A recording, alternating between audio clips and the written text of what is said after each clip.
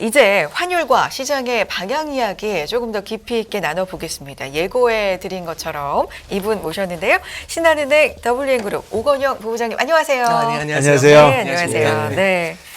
반갑습니다. 네, 아침에 이렇게 나와주시고. 이른 아침에 고맙습니다. 예, 최근에 뭐 여러 가지 시장 변화가 있었지만 이 환율은 진짜 뭐 좀 대단하게 움직이네요. 1,450원을 본 게 뭐 2주 됐나요? 네, 그 2주밖에 안 된 것 같아요. 그런데 지금 벌써 1,250원 얘기가 벌써 정말 나오고 빠르게. 있으니까 네. 그렇습니다. 예, 환율 얘기 좀 해주시고 또 이자율 얘기도 해주시고 좀 쭉 한번 해주시죠. 전반적인 시장 상황. 네. 일단 첫 번째는 저는 이제 여러 가지 이슈들을 좀 볼 필요가 있는데 네. 지난달 중순부터 좀 변화의 징후가 좀 있었다는 것 같아요. 네. 일단 가장 큰 것 중에 하나가 뭐냐면 지난달 중순에는 G20 재무장관 회담이 있었습니다. 네. 그 G20 재무장관 회담에서 이제 이슈가 됐던 건 뭐냐면 그 G20 국가들이 전부 다 이제 너무 강달러 기조 때문에 우리가 너무 힘들다. 이걸 좀 어떻게 좀 해결해 줘야 될 것 같다라는 얘기들을 좀 많이 했었고요. 네. 그 전까지만 해도 미국에서 이제 옐런 재무장관 같은 경우는 굉장히 완고했거든요. 7월 달에 이제 옐런 재무장관이 우리나라에도 방문을 했었고 일본도 방문을 했었는데 그때 당시 이제 일본에서도 나왔던 얘기가 뭐냐면 엔약세 때문에 일본의 물가가 올라가니까 너무 힘드니까 엔약세를 좀 이렇게 제어할 수 있는 예를 들어 외환시장 개입 같은 걸 할 수 있는 거 아니냐. 네. 이제 이런 얘기들을 좀 했는데 그때 옐런 재무장관 워딩이 딱 간단했어요. 시장 원리에 맡겨서 움직여야 된다. 난 몰라 그렇죠. 그랬어요. 그냥 한 번에 딱 거절한 거죠. 네. 근데 9월 달부터 기조가 조금씩은 바뀌기 시작을 했고 10월 달에 이제 그 G20 재무장관 회담 때 나왔던 얘기 중에 저 이제 이창용 총재께서 네. 참석을 하시면서 그 기사에 몇 가지 이제 코멘트를 주신 게 있는데 그 파월 의장이라든지 브레이너드 부의장 같은 경우도 그 결국에는 미국의 금리 인상이 신흥국, non-US 이외의 국가들에도 영향을 주는 그건 이제 스피로버라고 합니다. 이들의 금리 인상이 다른 나라에 그 충격을 주는 것들이 스피로버인데 이 스피로버뿐만 아니라 이 스피로버로 인해서 발생하는 오히려 미국에 또 다른 충격을 부메랑처럼 주는 게 있는데 그걸 스필백이라고 합니다. 이 스필백에도 주목을 하기 시작했다. 네, 그 말씀을 좀 해주셨고요. 네. 두 번째는 총재께서 이제 하셨던 그 코멘트 중에 해외 투자에 대해서도 리스크에 대해서 생각을 해야 된다라는 얘기를 하시면서 지금 환율이 1,400원인데 1,600원을 갈 확률이 높은지 1,300원을 갈 확률이 높은지 요걸 잘 고민을 하면서 이제 우리가 투자에 임해야 될 것 같다 이제 이런 얘기를 하셨어요. 그러면서 거기서 달러가 마냥 강세로 갈 것 같지만 만약에 some degree of 하면서 이제 무슨 얘기가 나오냐면 글로벌 코디네이션이라고 해서 이게 약간의 글로벌 국제 공조가 나왔을 때는 달러가 약세 전환할 수도 있다라는 이제 그런 뉘앙스를 암시를 하셨거든요. 근데 이제 그 다음에 지금 이제 G20 정상회담이 네. 이제 앞두고 있는 겁니다. 그 사이에 일어났던 것들을 잠깐 보시면 네. 지금 결국엔 달러가 강세로 가는 이유는 세 가지입니다. 예를 들어서 제가 뭐 예를 들어서 이제 달러 강세에 좀 포지션을 잡고 있는 네. 헤지 펀드라고 가정을 하면 이럴 것 같아요. 달러를 계속 사들이는데 리스크 관리를 해야 되지 않습니까? 그럼 무엇이 리스크일까? 달러를 약세로 돌릴 수 있는 게 무엇이 리스크일까? 이렇게 고민할 수 있는데 첫 번째 보시면 미국의 금리 인상을 멈추는 게 첫 번째 리스크가 될 수 있습니다. 그럼 달러 약세 전환이 되겠죠? 네. 두 번째는 다른 국가들이 빠르게 금리를 인상하면서 미국과의 금리 차를 좁혀주는 게 리스크가 될 수 있을 겁니다. 그 다음에 세 번째는 인위적으로 외환시장을 개입을 해가지고 달러 강세를 막는 게 리스크일 수 있죠. 이 세 가지가 리스크인데 한번 딱 이게 그 생각만 해봐도 미국이 과연 금리 인상을 지금 인플레이션이 이렇게 강한데 멈출 수 있을까? 쉽지 않을 것 같아요. 그럼 다른 나라가 금리 인상을 빠르게 따라갈 수 있을까? 참고로 말씀드리면 미국 같은 경우는 대출의 상당 부분이 고정금리거든요. 10% 정도가 변동금리입니다. 근데 우리나라 같은 경우는 60, 70%가 변동금리입니다.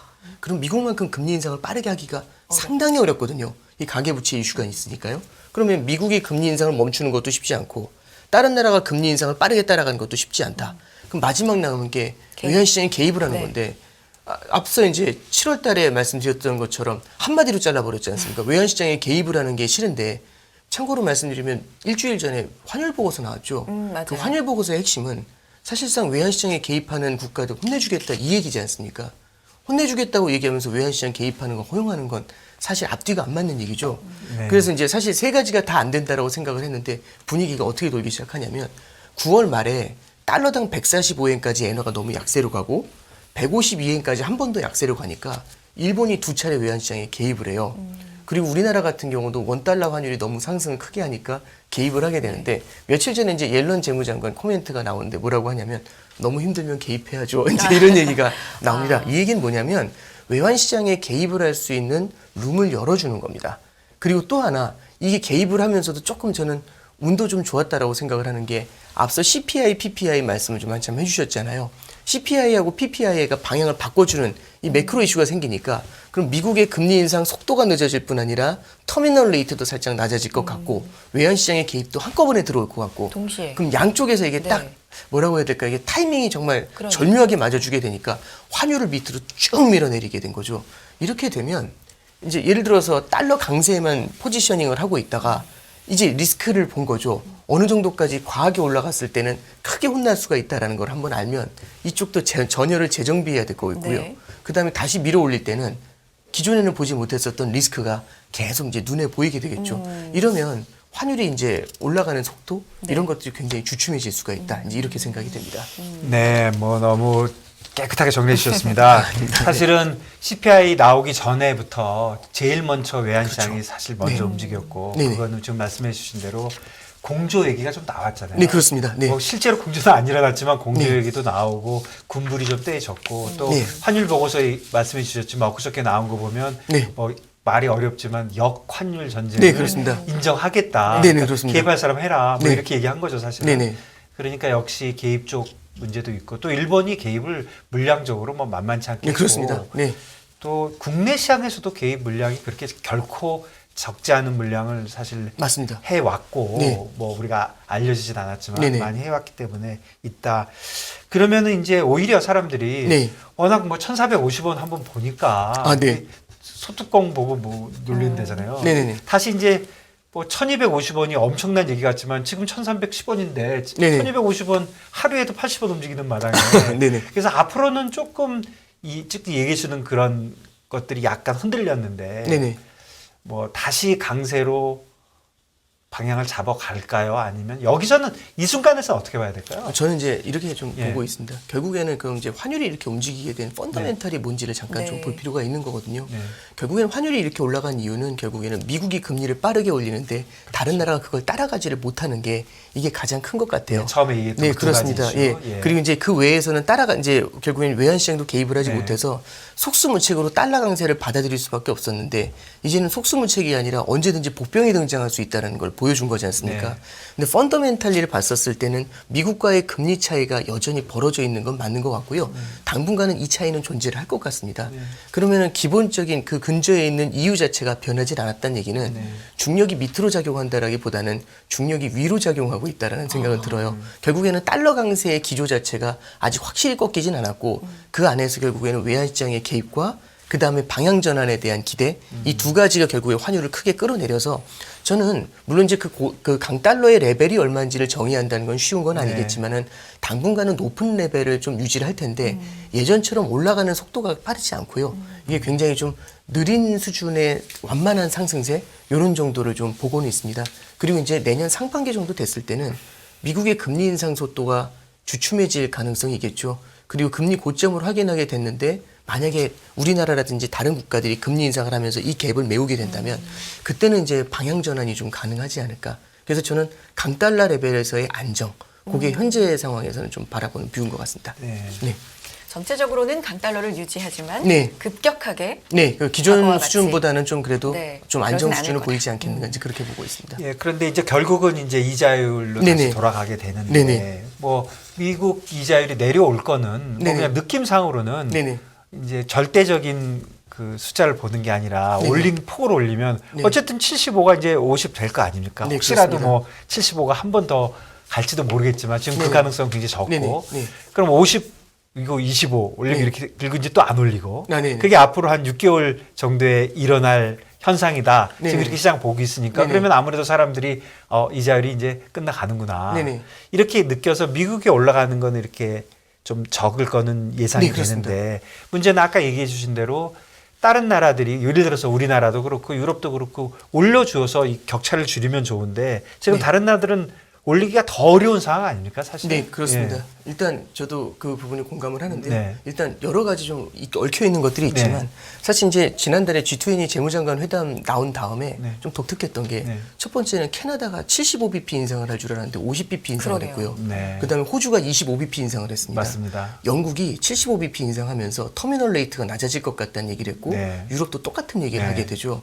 네. 이제 이 얘기들은 결국에는 이게 이런 것 같습니다. 한쪽에 이제 달리기 경기를 할 때 저처럼 달리기를 못하는 사람은 옆에 있는 친구가 되게 빠르게 달려갈 때 너무 못 따라가거든요. 네. 그럼 이제 막 제발 좀 천천히 뛰어 이제 이렇게 얘기를 하고 싶을 때가 있어요. 근데 이쪽이 먼저 뛰는 애가 돌아서 가지고 손을 잡고 가주면 이게 진짜 제대로 된 공조인데 이게 어려운 겁니다. 왜냐하면 이쪽도 지금 코가 석자거든요. 그렇죠. 물가가 올라기 때문에. 그러면은 손을 잡아주지는 못해도 이제 나온 시그널은 전 그건 것 같아요. 이게 막 뛰다가 이제 너무 힘들어하니까 뒤에 이렇게 손 이렇게 흔들어주는 거죠, 살짝. 근데 저는 이제 그런 시그널 정도는 좀 나왔다라고 보고요. 그걸 보면 이제 눈치가 빠르면 결국 이쪽도 속도를 좀 줄여도 되지 않겠습니까? 네. 그래서 첫 번째는 공조의 시그널이 나와 있다는 게 첫 번째인 것 같고요. 네. 두 번째는 금리를 인상을 했었을 때 다른 국가들이 힘든 건 부채의 문제가 되게 큰 것 같아요. 네. 근데 만약에 부채의 문제를 해결을 해주면 저는 그러면 생각보다 충격이 크진 않을 수 있다고 봅니다. 네. 이번에 G20 재무장관 회담, 이 G20 정상회담에서 네. 나오는 얘기 중에 하나가 뭐냐면 채무 탕감에 대한 얘기가 나와요. 특히 신흥국에 대한 채무 탕감 얘기가 나오고 있는데 그게 바이든하고 시진핑 둘의 회담에서도 나왔었고 옐런 재무장관하고 그다음에 중국 인민은행 총재의 회담에서도 이 얘기가 회자가 되고 있거든요. 이게 왜 그러냐면 중국은 1대1로를 기반으로 해가지고 모르겠습니다만 이제 상당히 많은 신흥국의 부채를 좀 주었고 네. 여기에 관련된 이슈가 지난 7, 8월부터 되게 크게 회자가 됐습니다. 그럼 신흥국의 부채가 많은데 여기에 이제 미국의 강달러가 이제 둘이 동시에 때려버리는 거죠. 이게 신흥국을 코너에 몰고 있다라고 하니까 미국에서도 얘기를 하는 게 그러면 신흥국의 채무 탕감을 어느 정도 해줬을 때는 미국이 금리를 인상하더라도 이로 인한 충격이 미국으로 다시 상륙하는 일, 이 스필백 현상을 어느 정도는 완화를 시킬 수가 있을 거지 않습니까? 그러면 이제 결국에는 금리 인상은 어느 정도 높여놓고 강달러라든지 고금리를 일정 수준 유지를 하면서도 부작용을 다른 쪽에서 공조를 통해 최소화하는 방안, 네. 이제 이거를 고민을 하게 될 것 같아요. 그래서 저는 금리 인상의 속도가 낮아지는 건 맞다라고 봅니다. 그래서 how fast에 대한 이슈는 이제 어느 정도는 좀 완화가 될 것 같고요. 두 번째는 이제 how high인데 얼마나 높이 올리느냐. 그 레벨에 대한 고민은 제 생각에는 이제 거의 막바지에 와 있다라고 생각을 하고요. 네. 그러면 이게 막바지에 와가지고 뭐 5%인지 5.25%인지 멈추게 되면 그 다음에 굉장히 크게 이슈가 되는 건 how long이 될 겁니다. 이 지금 인플레이션이 물론 고개를 숙이긴 했지만 생각보다 장기전이 될 수 있다라면 미국 같은 경우도 연준도 꽤 장기적으로 높은 금리를 오랫동안 유지를 해야 될 거잖아요. 네. 이게 말려 죽이는 일이 벌어지게 되면 안 되니까 이걸 대비해 가지고 방금 말씀드린 것처럼 채무에 대한 부담을 완화시키는 전략들 이런 것들이 좀 같이 이제 고민이 되는 것 같습니다. 그러니까 이자율, 그러니까 미국과 다른 나라들의 이자율 차이가 네네. 상당 기간 유지될 가능성이 많은 상황이니까 네네. 지금 다른 나라들이 조금 그 돌파구로 찰 수 있는 네, 거는 그렇습니다. 뭐 네네. 이렇게 약한 고리들을 네, 좀 그렇죠. 막아주는 게 좋겠다. 네네. 그래서 채무 탕감 얘기도 나오고 있고요. 결국에는 어쨌든 인플레이션. 네. 우리가 사실 역사적인 지금 시대에 살고 네, 있는 그렇습니다. 거예요. 그렇죠. 네. 이렇게까지 급격한 금리 인상과 네. 고물가 네. 어떻게 보면 정말 역사적인 네, 그렇습니다. 순간에 네. 지금 살고 있는데 연준이 뭐 물가를 잡는 데서 실기를 했다. 뭐 여러 가지 네. 소환의 얘기가 있습니다만 네. 어쨌든 굉장히 급하게 지금 노력을 하고 있는데 네. 인플레이션과의 한판 승부 지금 시점에서 어떻게 보고 계시는지요? 네, 저는 이제 이 인플레이션이라는 게 정해져 있는 게 아니고요. 네. 굉장히 약동하는 생명체라고 생각을 합니다. 네. 제가 어떤 액션을 해주는지에 따라서 얘가 변하게 되는 거거든요. 연준이 여기서 살짝이라도 손을 놓는 듯한 모습을 보이면 또 튀어 올라올 수가 있습니다. 가장 큰 이유 중에 하나가 이제 두 가지 정도인데요. 첫 번째는 미국의 저축이 굉장히 많습니다. 저축. 예, 이례적으로 많은 편이거든요. 그러면 저축이라는 거는 보통 일반적으로 어떤 역할을 하게 되냐면 경기 침체가 다가왔을 때 예비적으로 쓸 수 있는 돈을 남겨놔가지고 힘들 때 조금씩 쓰면서 버틸 수 있는 힘을 주는 겁니다. 저축이 강하면 이게 하나의 버퍼가 되면서 침체가 오더라도 마일드한 침체로 끝나게 만들어주는 그런 효자의 노릇을 하는 경우가 있거든요. 네. 근데 이런 경우가 있습니다. 너무 소비를 강성하게 한 거죠. 그리고 또 하나는 저축을 미리 썼더니 또 보조금을 주는 걸 너무 오랫동안 본 겁니다. 그러면 힘든 일이 다가온다고 해도 저축을 앞서 땡겨 써버리거든요. 그러면 소비가 위축이 되지 않고 되려 인플레이션이 오랫동안 남는 굉장히 강한 모습을 보여요. 네. 그럼 이거 잡고 나면 나중에 저축이 사라져버리지 않습니까? 네. 저축이 사라졌을 때 갑자기 경기 침체가 찾아옵니다. 그럼 저축이 오히려 부작용을 주는 거죠. 그래서 지금 미국 사람들이 저축이 하나의 와일드 카드처럼 작용을 하고 있습니다. 그럼 이제 이걸 갖다가 결국에는 말씀드렸던 것처럼 먼저 쓰는 게 안 좋은 거고 나중에 쓸 수 있게 해줘야 버퍼가 되지 않습니까? 가장 좋은 방법은요. 높은 금리를 오랫동안 유지해 주게 되면 저도 이제 여태까지는 그 생각을 했어요. 부채만 생각을 하다 보면 금리가 높아지면 부담이 커지겠다는 생각을 했는데 저축을 생각해 보면 금리가 높을 때 이자 소득이 들어옵니다. 금리가 높으면 저축을 미리 땡겨서 깰 필요가 없어요. 갖고 있는 게 유리해질 수 있거든요.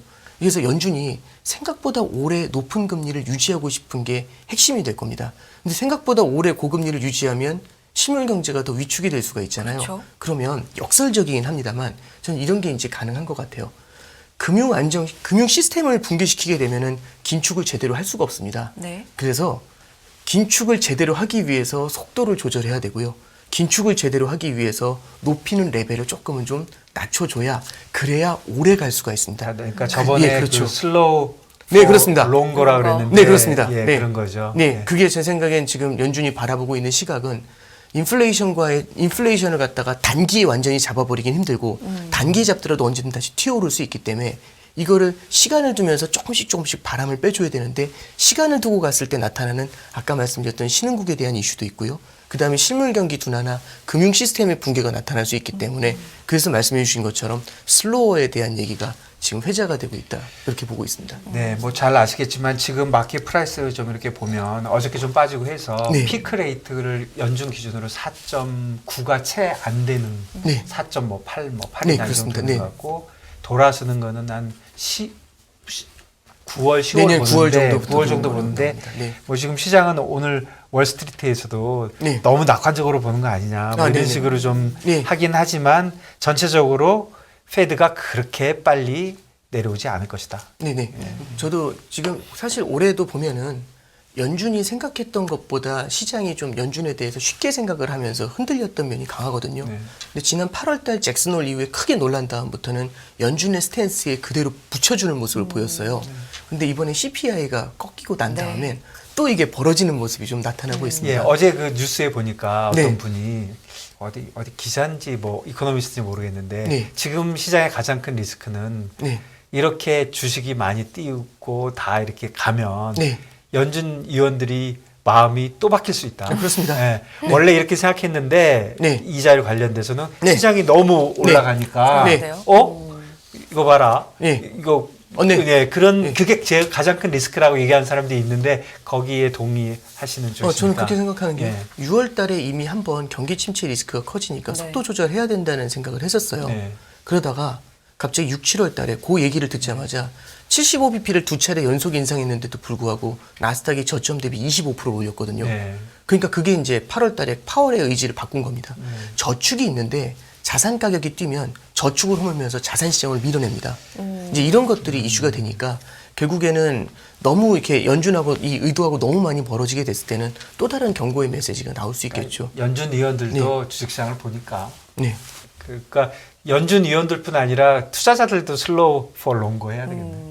네. 조금 이제 그래서 너무 저는 그냥 냉정과 열정 사이 예. 예, 그런 것들을 좀 한번 보시는 게 좀 필요하지 않겠나 싶습니다. 네. 경제는 심리다라는 게 기본적인 네. 이제 이야기인데 데이터를 통해서 물론 정책을 정하겠지만 네네. 심리를 진짜 면밀하게 보면서 또 급격하게 바꿀 수도 있다. 그러니까 그 심리라는 건 네.